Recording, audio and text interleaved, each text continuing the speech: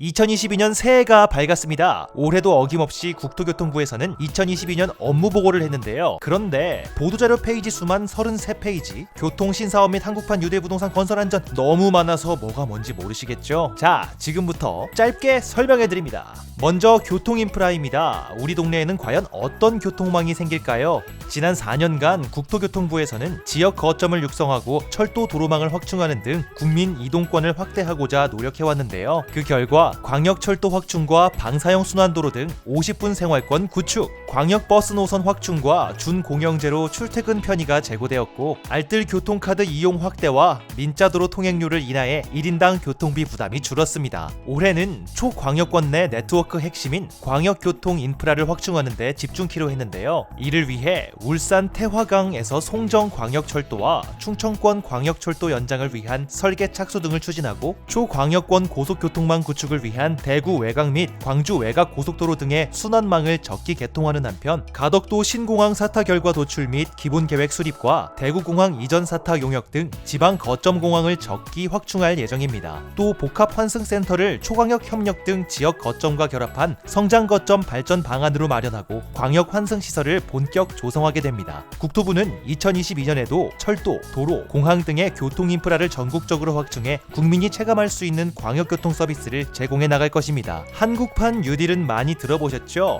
작년 7월에 발표한 한국판 뉴딜 2.0은 코로나19로 인한 경제 위기를 극복하고 나아가 포스트 코로나 시대에 글로벌 경제를 선도하고자 마련된 국가 발전 전략인데요. 그렇다면 2022년 국토교통부에는 어떤 사업들이 있을까요? 먼저 디지털 뉴딜에서의 신산업 육성이 눈에 띄는데요. 미래 모빌리티 강국으로 도약하기 위해 자율차 레벨 3을 국내에 출시하고 레벨 4 시대에 대비한 CITS 인증 관리체계 구축과 자율차 제작 등 민간 자율주행 사업화를 지원할 예정입니다. 도심의 하늘을 날아다니는 UAM이 실용화될 수 있도록 도심 내 드론 비행 기준 등의 제도를 마련하고, 조종사가 탑승하지 않아도 무인으로 비행할 수 있는 1인승 소형기의 프로토타입 제작을 완료하고 R&D에 착수할 예정입니다. 혁신적인 모빌리티 산업이 등장할 수 있도록 규제 샌드박스를 마련하고 개인형 이동수단 PM 역시 제도를 개선해 체계적인 관리와 안전 강화가 이루어지도록 힘쓸 것입니다. 아울러 세종 스마트 교통, 부산 스마트 빌리지 리빙랩 등 시범 도시별 혁신 서비스를 실증 운영해 지역 거점 스마트 시티와 도시 대상 스마트화를 총 35개 도시에 추진하는 한편,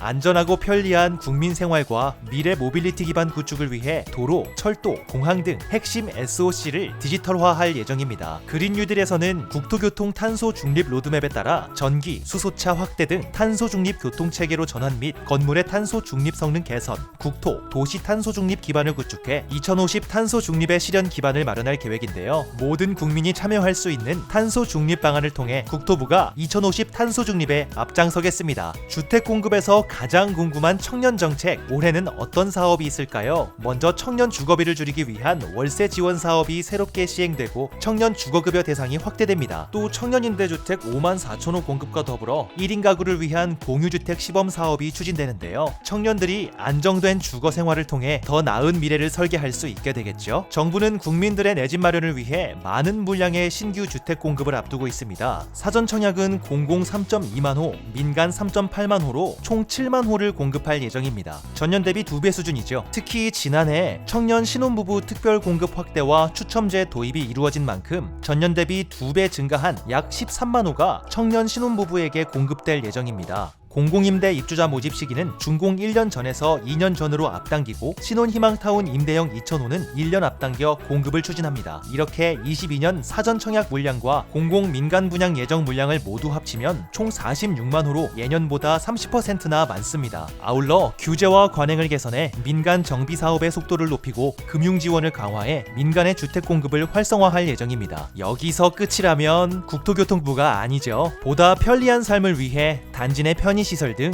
생활 SOC 설치는 기본, 지자체, 민간 재단 등과 협업하여 지역 수요 맞춤형 서비스를 제공합니다. 국가와 국토부에서는 사람 중심의 안전하고 편리한 생활 환경을 조성하고자 노력하고 있는데요. 안전한 건설 현장을 만들기 위해 22년에는 중대재해법 시행에 대비한 가이드라인을 마련하고 건설안전특별법, 건설산업기본법, 건축물관리법까지 일명 건설안전 3법을 정비할 예정입니다. 특히 건축물관리법 개정을 통해 안전한 해체 공사를 위한 위한 해체 계획서 작성을 내실화하고 허가 대상을 확대할 것입니다. 또한 점검 대상과 인력을 대폭 확충하고 고강도 불시 점검을 실시할 예정입니다. 또 교통사고 사망자 감축을 위해 보행자 통행이 우선되는 도로를 도입하고 운전자의 자발적 안전 운전 유도를 위한 ICT, 빅데이터를 활용하여 교통 법규 준수율 평가에 상응하는 인센티브 방안을 마련할 계획입니다. 작년 다각적인 안전 대책을 통해 건설 현장과 교통사고 사망자가 줄었는데요. 건설 현장 및 교통 안전 강화를 위해 올 한 해 도전적인 사망자 감축 목표를 설정하고 쾌적한 생활 환경 조성을 위한 노력을 지속해 나갈 예정입니다. 2022년 국토교통부는 완전한 회복과 국가의 미래를 위한 경제 활력 제고, 포용적 민생 회복, 미래 성장 동력 확충, 편안한 일상 확보로 국민 모두가 안전한 대한민국, 사람이 중심이 되는 일상을 만들어 가겠습니다.